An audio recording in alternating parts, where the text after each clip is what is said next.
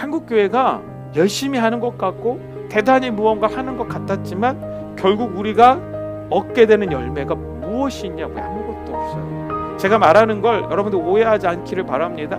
제가 말하는 것이 명성을 못 얻었다, 지금 이 시대에 명성을 잃어버렸다, 그 얘기를 하는 게 아니라 이렇게 지탄받고 이렇게 공격당하고 있는 그 상황 속에서 한국교회가 하나님 앞에 바르게 대처하지를 못하고 있어요.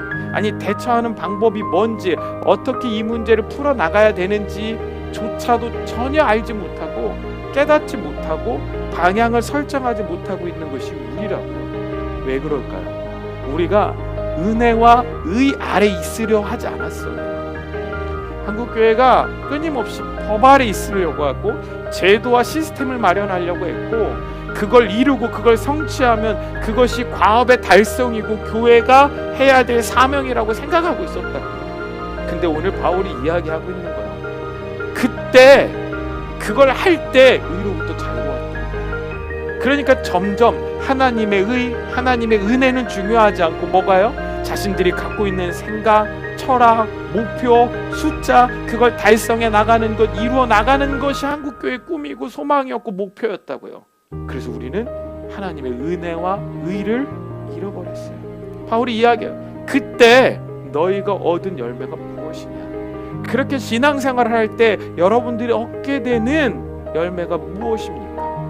우리가 의로 와서 하나님의 은혜 아래 있을 때 깨닫게 되는 것이 무엇이냐면 그 다음이에요. 이제는 너희가 그 일, 그때 법 아래에서 무언가 이루려고 애쓰고 몸부림치고 했던 그 일들을 부끄러워하나니 이는 그 마지막의 사망이라. 깨닫는 거예요. 이제 그때 했던 것들이 부질없는 거구나, 의미 없는 거구나, 나는 그걸 통하여 무언가 이루려고 했지만 그게 결국 사망에 이르는 것밖에 되지 않았구나 라는 것들을 깨닫는 거죠. 여러분들 이것들이 깨달아지셨고 그래서 가난한 예배자 되어 애통하는 마음을 하나님께서 주셨으면 여러분들 기뻐하고 감사하실 수 있게 되길 간절히 소망합니다. 그게 여러분들이 지금 의 아래 있다는 거예요. 그런데 여전히 의 아래서 은혜를 구하는 것보다 그냥 세상의 어떤 목적과 비전을 이루고 성취하는 것에 더 집중하고 있는 마음들이 있다라면 말씀드리고 부탁드립니다. 돌이키십시오.